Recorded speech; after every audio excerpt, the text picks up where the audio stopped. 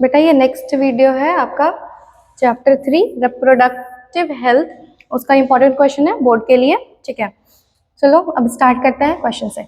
MCQ है, previous year ही question है। ये रिप्रोडक्टिव हेल्थ बहुत छोटा सा चैप्टर है, तो इस वजह से हम लोग ज्यादा इसको लेंदी नहीं किए हैं। बहुत छोटा छोटा क्वेश्चन, जो इंपॉर्टेंट क्वेश्चन है वही दिए हैं। इसमें मोस्टली क्वेश्चन कवर हो चुका है। ठीक है, अब देखते हैं question. Periodic abstinence by a couple for family planning should be from. अब इसमें रिप्रोडक्टिव हेल्थ में नेचुरल मेथड्स में एक पॉइंट है पीरियोडिक एब्स्टिनेंस। ठीक है, पीरियोडिक एब्स्टिनेंस। सेकेंड है तुम्हारा कोइटस इंटररप्टस। ठीक है, ये नेचुरल है। Third lactation. अब नेचुरल मेथड ऑफ क्या है? नेचुरल मेथड ऑफ कॉन्ट्रासेप्शन है ये सब। ठीक है, पीरियोडिक एब्स्टिनेंस क्या है? नेचुरल मेथड ऑफ कॉन्ट्रासेप्शन है। मतलब इस टाइम कोई भी फैमिली प्लानिंग करेगा तो वो नहीं होगा, बट ये नेचुरल मेथड है, इसी वजह से इसका साइड इफेक्ट नहीं है, लेकिन इसका फेलियर रेट बहुत ज्यादा है। ठीक है, कि अगर ये एज अ कॉन्ट्रासेप्शन यूज करते हैं हम लोग कि नेचुरल मेथड से करेंगे तो जिसका जो फेलियर होता है वो मैक्सिमम होता है, तो हम लोग इसमें गारंटी नहीं दे सकते हैं कि कंसीव नहीं होगा। ठीक है, अब इसमें क्या होगा, कब उन लोग को फैमिली प्लानिंग करना, मतलब क्या है, periodic abstinence by a couple of for family planning should be from. अब उन लोग को फैमिली प्लानिंग करना है। ठीक है, तो फैमिली प्लानिंग करने का बहुत सुटेबल डेज कब होता है? 10 to 17 day of menstrual cycle. अब क्यों, अब मैम 13 to 15 क्यों नहीं? क्योंकि 14th डे पे मेंस्ट्रुअल ओवुलेशन होता है, तो कुछ दिन आगे कुछ दिन पीछे तो रखेंगे, तो इसीलिए हम लोग करेंगे 10 to 17 ऑफ मेंस्ट्रुअल साइकिल। ठीक है, तो ये क्वेश्चन हो गया। अब 13 to 15 बहुत कोई बच्चा नहीं बोलेगा क्यों नहीं होता है ये, क्योंकि 12th डे 14th डे पे ही तो, अरे भाई 14 डे के बाद तुरंत 15 डे के बाद कुछ तो गैप रखेंगे ना, क्योंकि ओवम भी तो वायबल है कुछ टाइम्स के लिए, तो इसीलिए हम लोग ऑप्शन हो गया ये 10 to 17th day of menstrual cycle. अब नेक्स्ट क्वेश्चन पे देखते हैं। The method of directly injecting a sperm into the ovum in assisted reproductive technology. Assisted reproductive technology बेटा ART, जिसमें इन विट्रो इन विवो दोनों है। ठीक है, इन विवो मतलब जिसमें गैमेट ही हम लोग ट्रांसफर कर देते हैं, और जो फर्टिलाइजेशन होता है वो इनसाइड होता है the human body, inside the human body. ठीक है, और इन विट्रो में क्या होता है बेटा? विट्रो में होता है जो फर्टिलाइजेशन हम लोग कराएंगे आउटसाइड, जिसमें टेस्ट ट्यूब बेबी भी बोलते हैं ना, तो वही है इन विट्रो। ठीक है, अब इसमें क्या है कि directly injecting sperm into the ovum, ये भी एक इन विट्रो फर्टिलाइजेशन, क्योंकि हम लोग डायरेक्ट इंजेक्ट ही कर दे रहे हैं स्पर्म ओवन में। तो कौन सा आंसर होगा बेटा? ये क्या है? Intracytoplasmic sperm insemination. जैसे कि एक एग लेंगे, इसमें एक नीडल के मदद से हम लोग स्पर्म को इंजेक्ट कर देते हैं, एक जो होल्ड करते हैं एक तरफ से एक को और एक तरफ से इंजेक्ट कर देते हैं, तो ये हो जाएगा ICSI। ET नहीं, ET मतलब एम्ब्रियो ट्रांसफर है, ZIFT मतलब जाइगोट इंट्राफैलोपियन ट्रांसफर है, मतलब जाइगोट को फैलोपियन ट्यूब में ट्रांसफर कर देता है। गैमेट इंट्राफैलोपियन ट्रांसफर है कि गैमेट को ट्रांसफर कर देता है। जाइगोट मतलब होता है बेटा जब फर्टिलाइज हो जाएगा तब उसके बाद जो एक स्टेज बनता है जाइगोट, उसको ट्रांसफर करेंगे, उसको ये बोलते हैं। तो अब यहाँ पे क्या बोलता है कि injecting sperm into the ovum, तो हो जाएगा ICSI। ठीक है, third question. Intensely lactating mothers do not generally conceive due to।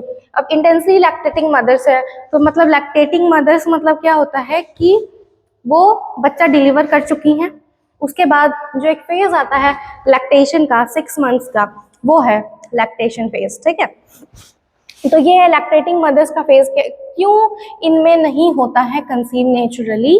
क्यों? क्योंकि सेपरेशन ऑफ गोनाडोट्रोपिन होता है, हाइपर सिक्रीशन होता है, सेपरेशन ऑफ गैमेटिक ट्रांसपोर्ट हो जाता है, या सेपरेशन ऑफ फर्टिलाइजेशन। अब देखो बेटा, सेपरेशन ऑफ फर्टिलाइजेशन कैसे कर सकते हो? कोई तुम इंट्रायूट्राइन डिवाइस दिए हो क्या? नहीं ना। लैक्टेशन मतलब जो प्रोलैक्टिन होता है ना बेटा, प्रोलैक्टिन वो क्या करता है ना, LH को ही इनहिबिट करता है। ठीक है, LH अगर इनहिबिट होगा तो क्या होगा? ओवुलेशन नहीं होगा ना बेटा।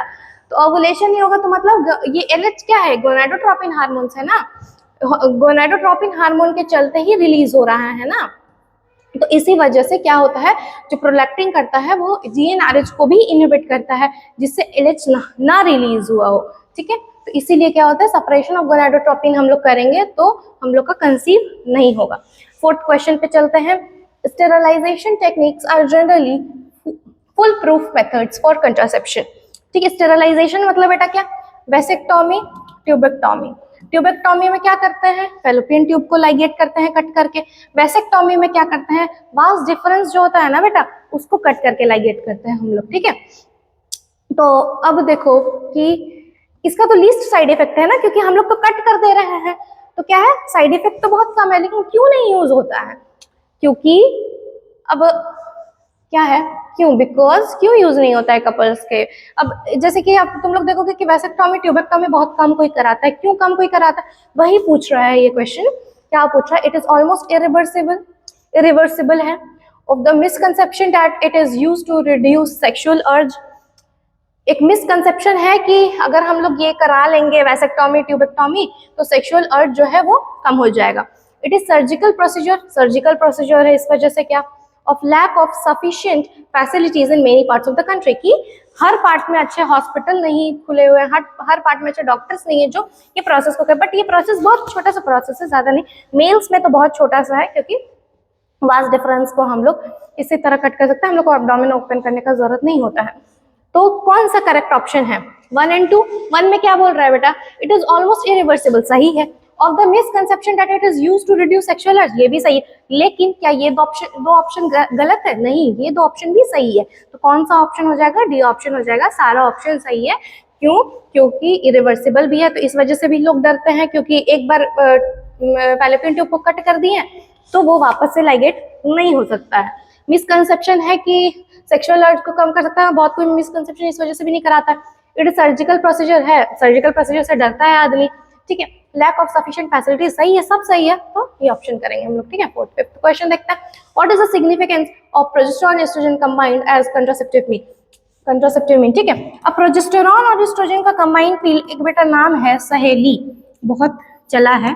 ठीक है, सहेली देते हैं, किसको देते हैं, जो फीमेल्स, जैसे कुछ फीमेल्स होती हैं कि फर्स्ट बॉर्न हो गए हैं, उनको सेकंड बॉर्न बेबी में कुछ गैप करना है, एटलीस्ट 3 years का गैप रहना चाहिए ना, तो इस वजह से हम लोग उन लोग को कॉन्ट्रासेप्शन देते हैं, और बहुत कोई अवॉइड करता है प्रेगनेंसी, इस वजह से देते हैं। तो सहेली क्या करता है बेटा, कैसे ये काम का सिग्निफिकेंस क्या है, तो ये क्या करेगा, ओवुलेशन को ही इनहिबिट कर देगा।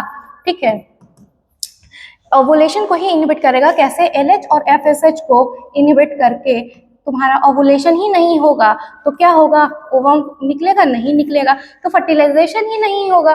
तो यही है significance. Significance of progesterone estrogen क्या है कि it inhibit the LH and FSH and due to which there will be the no ovulation and no ovum, so fertilization will not occur, and in this way it is helpful as a contraceptive। ठीक है, 5th question हो गया बेटा। 6th question देखते हैं।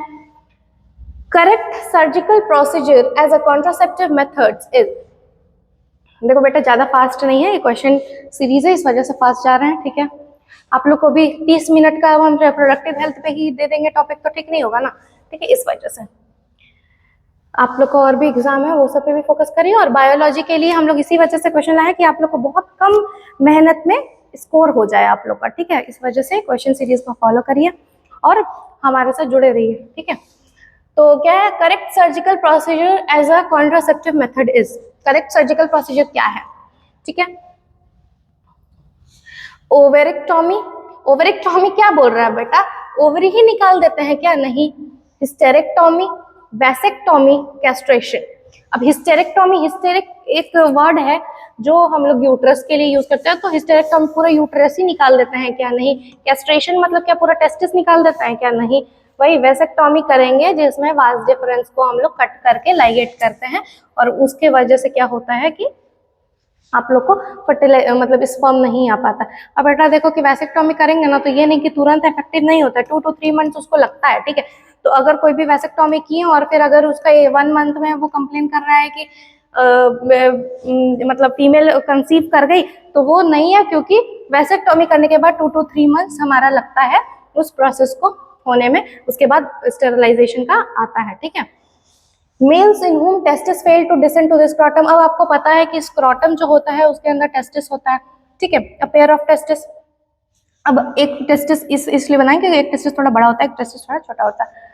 ठीक है अब क्या होता है कि टेस्टिस जिसमें डिसेंड नहीं करता है, ठीक है। अब ये टेस्टिस अगर यहाँ नहीं आया, जैसे ये अगर हमारा बॉडी है, ठीक है, ये अगर बॉडी है, रफ डायग्राम बना रहे हैं, तो अगर ये चीज यहाँ पे मतलब पेल्विक एरिया के नीचे नहीं आया, पेल्विक एरिया बेटा जहाँ स्क्रोटम रहता है वहां पे टेस्टिस नहीं आता है, तो क्या हो जाता है, स्टेरिलिटी हो जाता है, क्योंकि टेस्टिस को हमारा बॉडी टेम्परेचर 32 डिग्री सेल्सियस है ना, तो इससे थोड़ा सा कम, ठीक है, जो भी बॉडी टेम्परेचर होता है ना बेटा उससे थोड़ा सा कम 2 to 5 डिग्री सेल्सियस कम हमारा टेस्टिस को रिक्वायरमेंट होता है कोई भी स्पर्मेटोजेनेसिस करने के लिए। तो इसी वजह से अगर जिसमें डिसेंड करने से फेल हो जाता है उसमें स्टेरिलिटी आ जाता है, स्टेराइल हो जाता है वो मेल, ठीक है, क्योंकि उसमें एजोस्पर्मिया हो जाता है, मतलब जो स्पर्म का होता है, जैसे कि हम लोग जो बोलते हैं ना कि स्पर्म कितना होना चाहिए, ठीक है, जैसे 60% उसका ये होना चाहिए, मॉर्फोलॉजी होना चाहिए, 40% उसका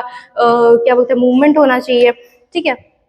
तो अगर ये सब भी रिक्वायरमेंट नहीं हो जाता है तो भी स्टेराइल हो सकता है ना, और स्पर्म का क्वांटिटी जो भी कम हो जाता है, जैसे कि बोलते हैं ना कि कितना, तो 100 to 200 मिलियन ऑफ स्पर्म्स जो होता है, तो अगर उतना नहीं होगा तो भी स्टेरिलिटी हो जाएगा। तो इसी वजह से जो टेस्टिस अगर डिसेंड नहीं करता है तो क्या हो जाएगा, स्पर्म का काउंट कम हो जाएगा और स्टेराइल हो जाएगा। क्यों? क्योंकि जो टेस्टिस है वो फंक्शन नहीं कर पाता है एज अ बॉडी टेम्परेचर में, इस वजह से उसको थोड़ा जो बॉडी के हल्का सा नीचे होता है वो, ठीक है।